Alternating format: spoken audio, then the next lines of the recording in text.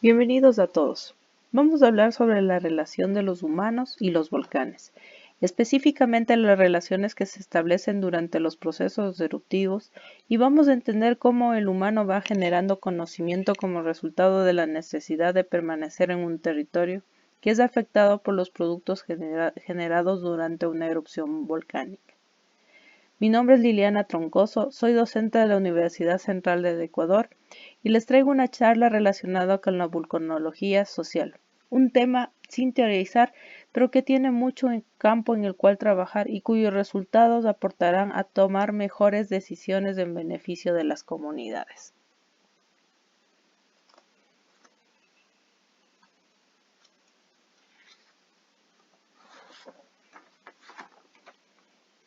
Para entender esta relación entre humanos y volcanes, vamos a comprender el término convivencia.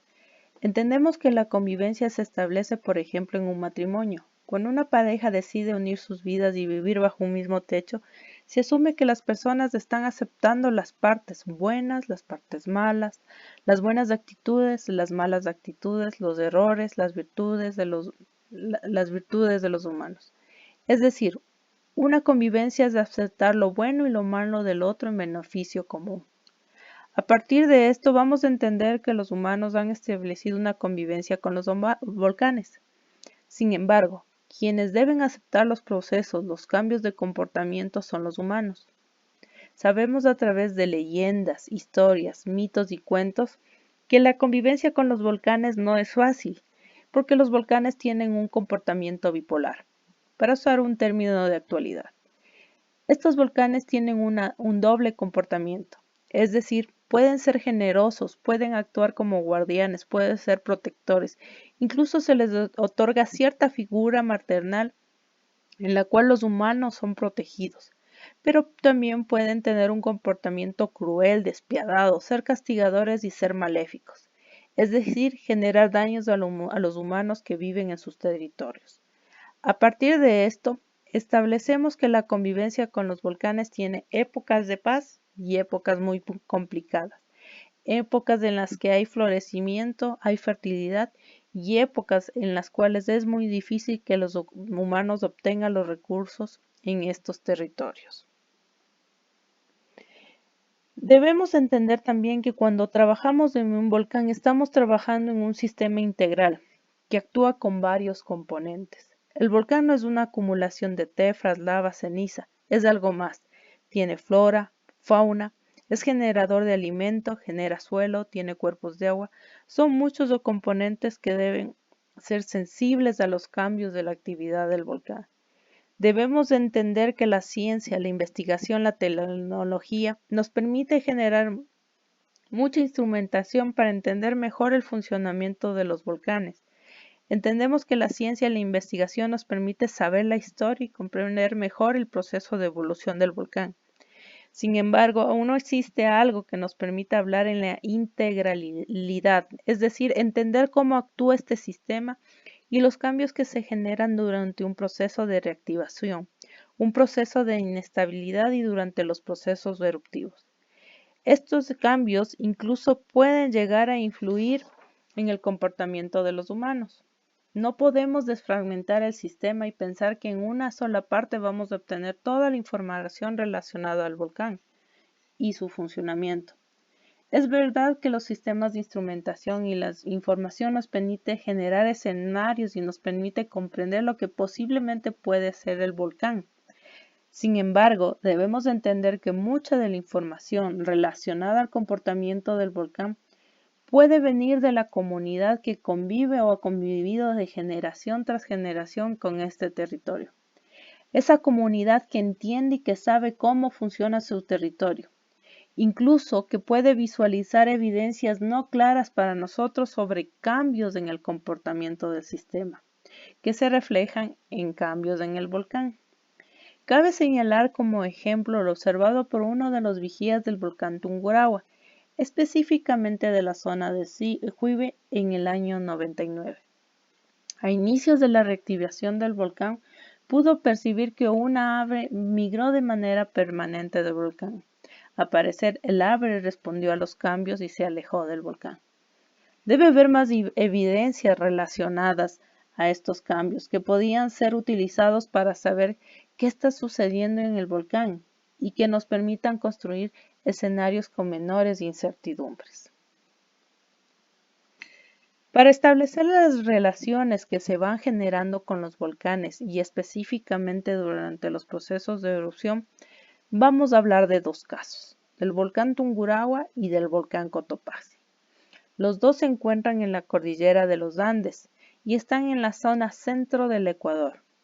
El volcán Tungurahua inició su proceso eruptivo en el año 1999 y terminó en el año 2016. Este volcán generó fenómenos como caída de ceniza, flujo de lodo o lahares, flujos piroclásticos, flujos de lava, emisión de gases y afectó casi de manera permanente a la comunidad que se encuentra ubicada en y cerca del edificio volcánico. Este volcán tiene una peculiaridad y es que la población que se ubica en la zona norte está dedicada al turismo y la población que se ubica hacia el lado occidental está dedicada a la agricultura y a la ganadería. En los 17 años de actividad eruptiva del volcán, afectó con constantes caídas de ceniza a las poblaciones ubicadas en el lado occidental, es decir, generó pérdidas a la zona agrícola y ganadera.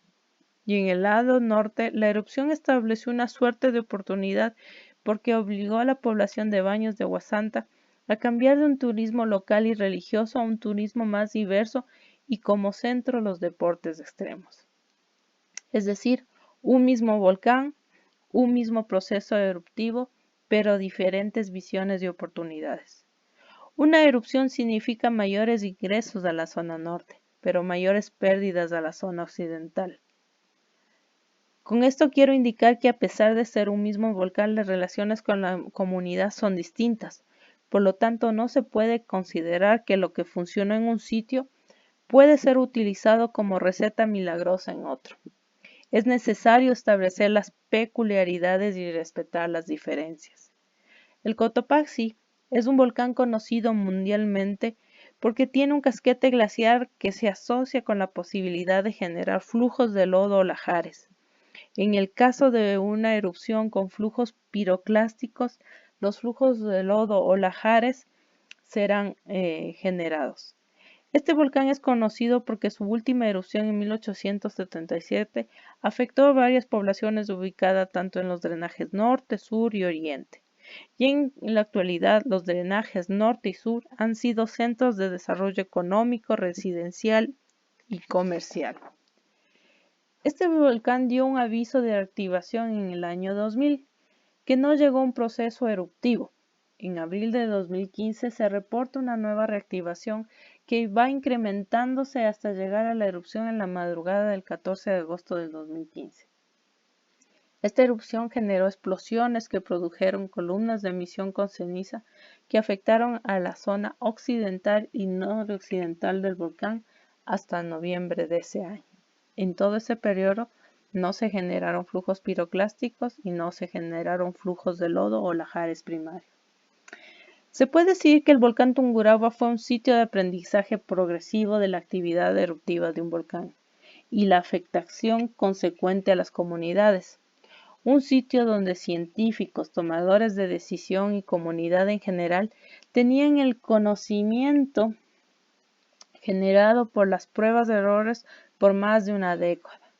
Sin embargo, la erupción del Cotopaxi y su particularidad de generar flujos de lodo o lahares generó acciones que rayaban en el desconocimiento, la novatada, la novelería, la imprecisión y la improvisación.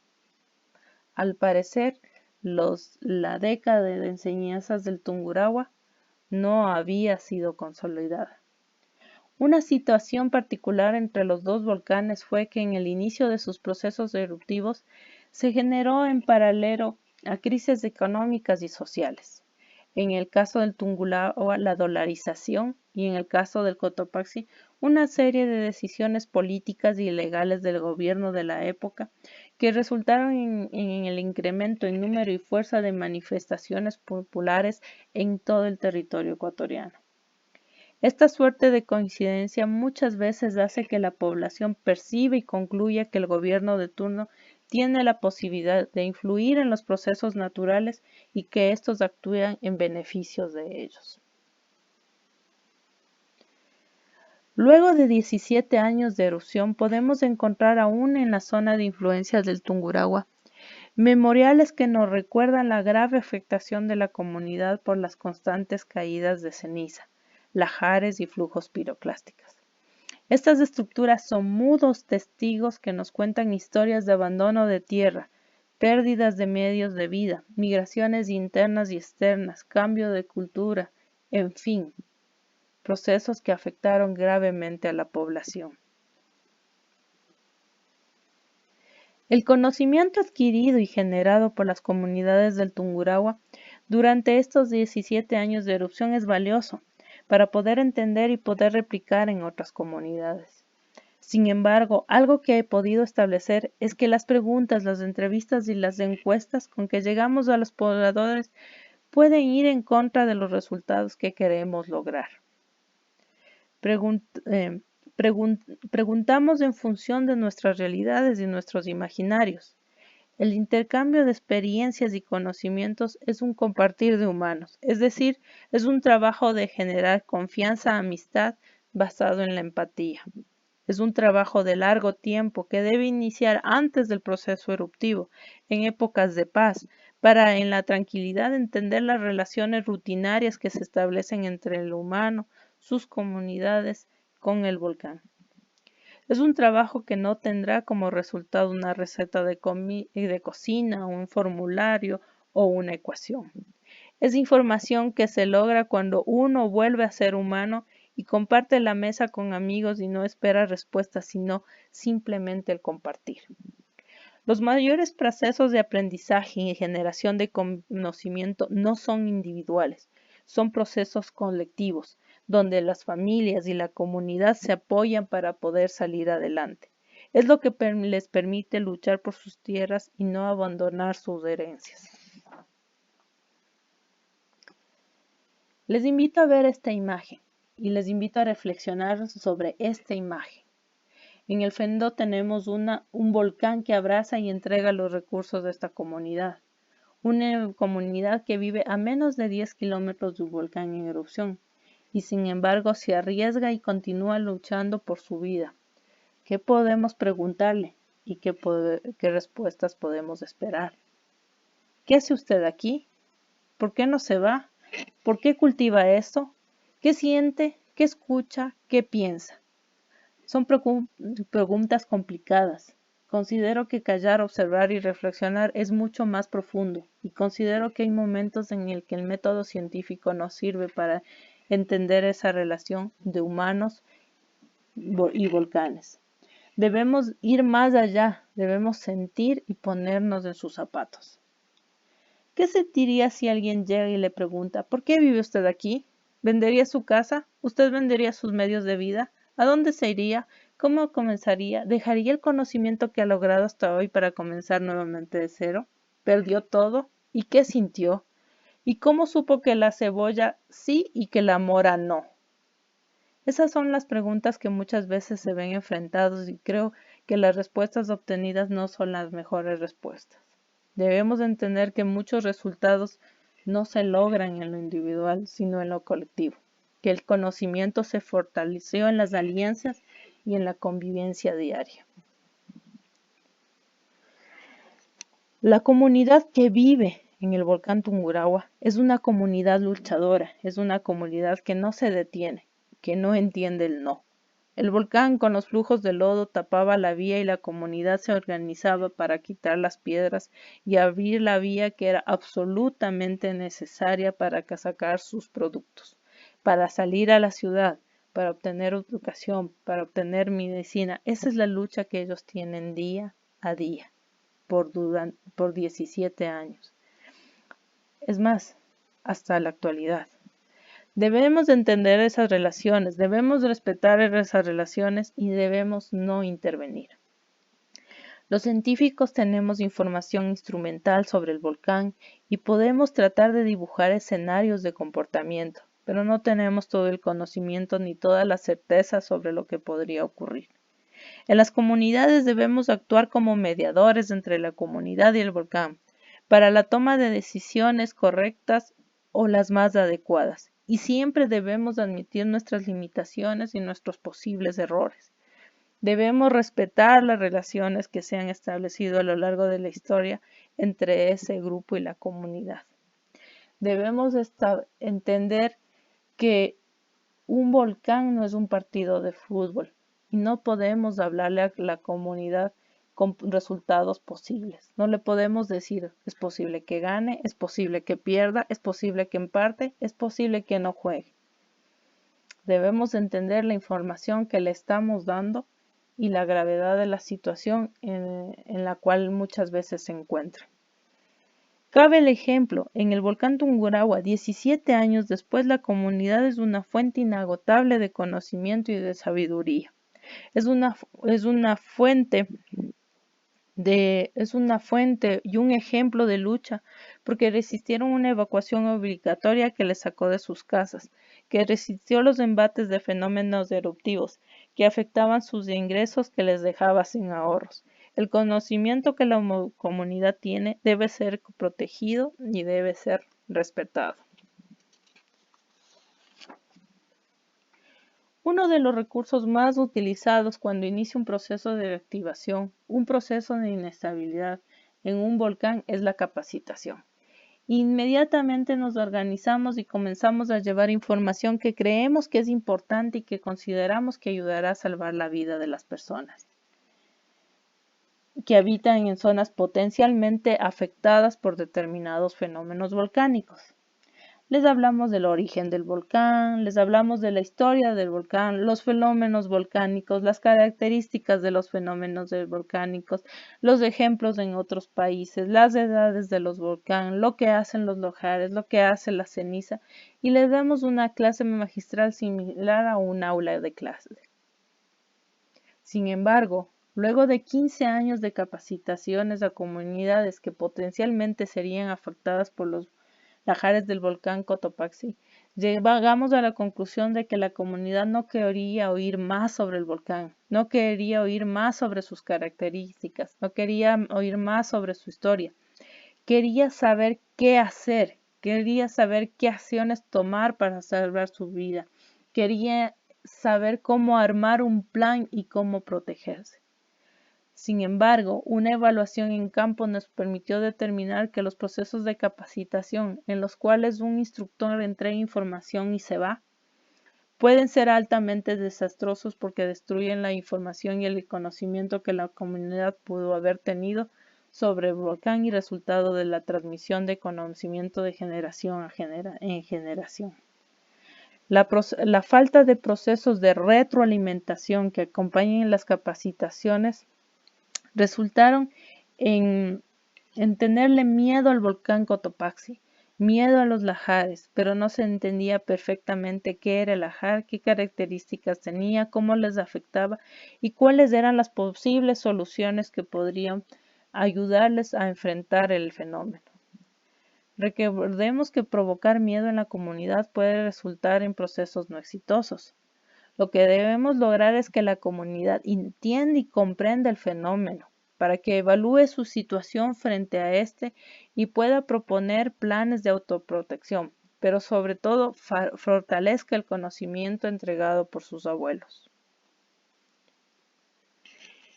Una solución alternativa al proceso de capacitación grupal fue trabajar en grupos similares, es decir, grupos de niños, jóvenes, madres y adultos mayores. Esto permitía compartir las mismas inquietudes y establecer redes de apoyo con sus similares. Otro proceso que fue exitoso fue trabajar en capacitaciones personales, en una capacitación puerta a puerta. Es decir, llegar, golpear la puerta y decir, buenos días, le traigo información del volcán, ¿le interesa? Esto permitía atender de acuerdo a sus tiempos y sin descuidar sus responsabilidades de la comunidad. Porque debemos considerar que las capacitaciones grupales muchas veces rompen rutinas que son absolutamente necesarias. la rutina del ordeño de leche, la rutina de la elaboración de los alimentos para los hijos, la rutina de atender el negocio, la rutina de dedicar cuidado a una persona vulnerable. Este tipo de capacitación permite incluso atender necesidades específicas. Gente que quiere saber un poco más sobre el volcán, que quiere saber algo más sobre los lahares, que quiere entender mejor.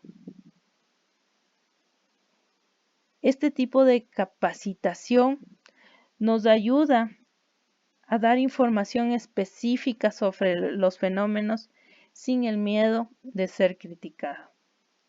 Sin embargo, en este punto recalco que el científico, el investigador, la persona que tiene la información sobre el volcán no tiene todas las respuestas. Y nuestro papel es ser un mediador o alguien que incentive y fortalezca la toma de ciertas acciones y decisiones. En la fase de reactivación del volcán Cotopaxi en el 2015, muchas de las acciones que se tomaron frente a la premura del proceso fueron resultado de las novedades del momento. Me permito ser muy crítica con respecto a los planes de emergencia familiares y la mochila de emergencia. Se considera que un plan de emergencia familiar es un instrumento que permite a padre, madre e hijos visualizar las acciones, las responsabilidades, un mapa con las vías de evacuación y puntos de encuentro. Todo en cuanto te podrá ayudar a tomar una decisión como familia.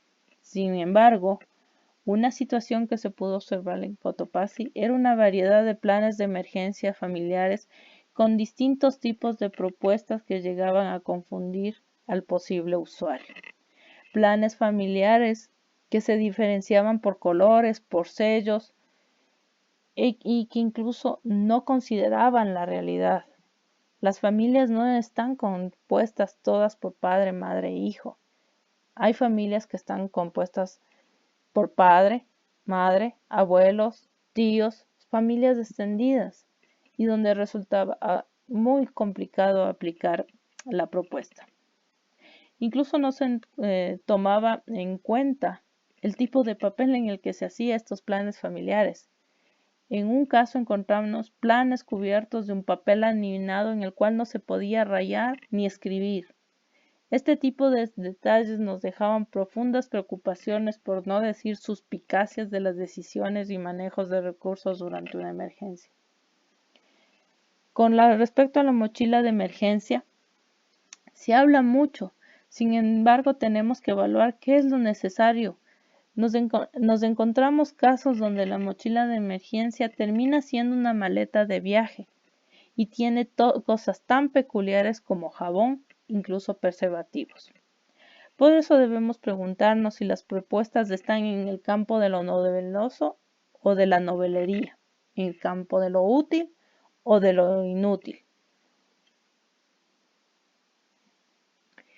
En el caso del volcán Cotopaxi, los mapas de peligro que existen son escala unos 50.000. Y como una medida para relajar las inquietudes e incertidumbres de la población, se hizo una feria en la cual se ponían los mapas para que la comunidad localice su vivienda y sepa las rutas de evacuación y los sitios seguros a los que debía dirigir.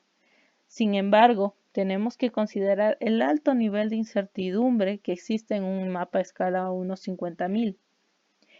Y también algo que insisto es que el mapa debe ser actualizado, incluso debe ser modelizado considerando todas las estructuras que actualmente existen y que pueden influir en el comportamiento del lahar. ¿Qué pasa con este puente? ¿Cómo influye en el lahar? ¿Qué pasa con esta estructura asociada a este gran centro comercial? ¿Influye en el lahar? ¿Qué pasa con esta autopista? ¿Sí? Debemos considerar qué grado de certeza le estábamos dando al ciudadano sobre su situación frente a los lahares. Era muy riesgoso decirle a una persona, mire, usted está aquí, está seguro. En cambio, usted está acá, no está seguro.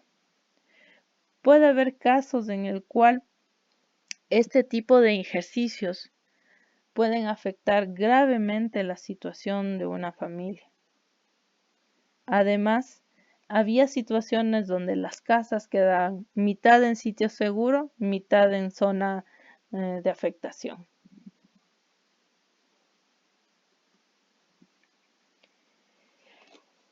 En el caso del volcán Cotopaxi, cuando inició el proceso eruptivo, las comunidades habían sido preparadas para actuar frente a flujos de lodo o lajares. El proceso iniciado desde abril hasta agosto se había encaminado totalmente a que las comunidades que estaban asentadas en zonas potencialmente afectadas por este fenómeno conozcan las rutas de evacuación, los sitios seguros, mochilas de emergencia, planes de emergencia familiar, etc. Sin embargo, el proceso eruptivo inició con explosiones, columnas de emisión con gas y ceniza que se dirigieron al occidente y noroccidente del volcán, afectando comunidades agrícolas y ganaderas. Un detalle que no fue considerado en los planes y que no se había implementado ningún tipo de acción ni esfuerzos para proteger a estas comunidades cuyos medios de vida era la agricultura y la ganadería. Lo que hicieron muchos tomadores de decisión fue encaminar todos sus esfuerzos a la acción de la comunidad frente a los lajares. Es decir, autoridades, población, científicos, nuevamente estábamos desde cero, a pesar de todo el proceso de aprendizaje que ya se había establecido y que existía en el volcán Tungurahua por más de una década. Las evaluaciones técnicas de la caída de ceniza nos permitieron entender que la erupción fue pequeña.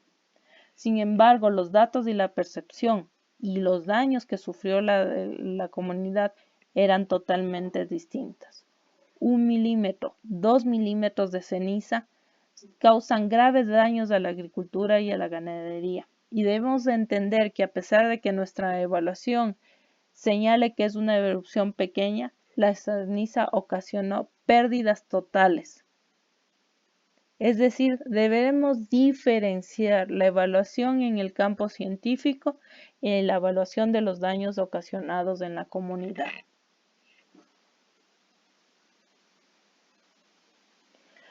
Como lo señalé, el proceso eruptivo del volcán Cotopaxi tomó nuevamente desprevenido y desprotegido al sector agrícola y ganadero, no solo frente a la caída de ceniza, sino también porque aparecen los oportunistas que aprovechan la desesperación de la comunidad al ver que no pueden vender, que no pueden alimentar y mantener a su ganado.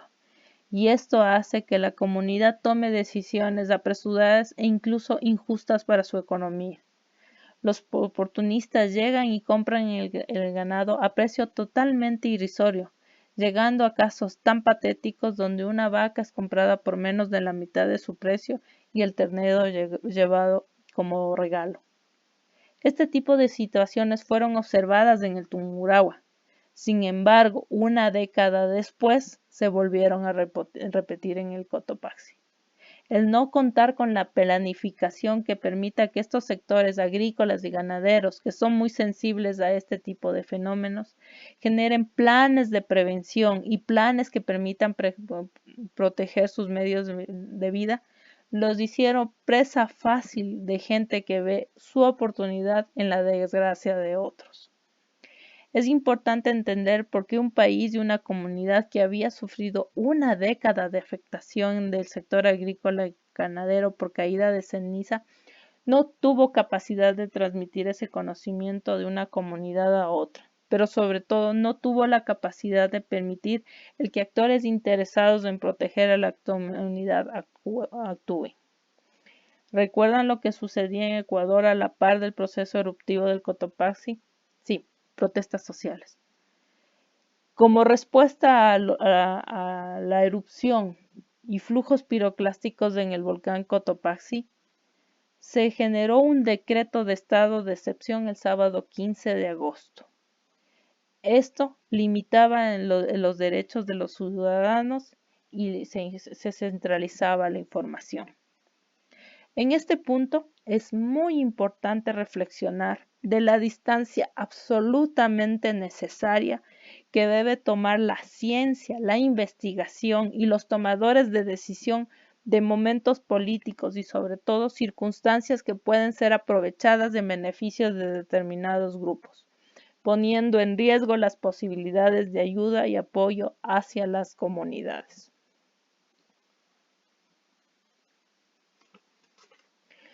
Los volcanes Tungurahua y Cotopaxi han retornado a la calma. Duermen apaciblemente y las comunidades que conviven con ellos tienen épocas de paz. La sabiduría que es el resultado de la convivencia de los humanos con los volcanes les ha permitido concluir que los procesos eruptivos son absolutamente necesarios para un tiempo de descanso a las tierras, para nutrirlas con la ceniza y permitir que la producción mejore. El volcán Tungurahua y Cotopaxi nuevamente han retornado a la paz. Sin embargo, queda la pregunta, ¿qué pasará la próxima vez?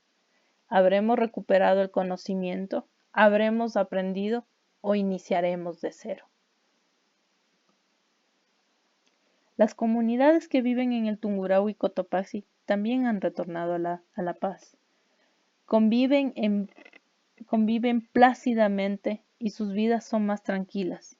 No están bajo el ajetreo de la caída de ceniza, de la pérdida de sus cultivos, de tener que generar nuevo conocimiento para sobrevivir en sus tierras. Las comunidades guardan un conocimiento valioso para entender cómo sobrevivir, cómo convivir con un volcán y sus procesos eruptivos. Las comunidades tienen la disponibilidad de entregar ese conocimiento, pero debemos entender que mucho de eso no responde a fines científicos, sino es el resultado de procesos de intercambio humano, donde la conversación es compartir procesos de enseñanza-aprendizaje. Gracias por el espacio para hablar sobre vulcanología social, la relación de los humanos y los volcanes, y específicamente el conocimiento generado durante los procesos eruptivos, nuestros errores, nuestros fracasos, pero también nuestras expectativas, nuestra necesidad de seguir entendiendo y de seguir adquiriendo el conocimiento que existe en las comunidades. Debemos respetar y debemos cuidar ese conocimiento. Debemos respetar las relaciones existentes y debemos entender que un volcán es un sistema integral. Espero que la información entregada en esta charla, que es producto de la experiencia de 20 años y de intercambio con las comunidades, sea de utilidad y plantee la reflexión sobre los procesos que son absolutamente necesarios para entender la convivencia de los humanos y los volcanes. Mi nombre es Liliana Troncoso, soy docente de la Universidad Central del Ecuador.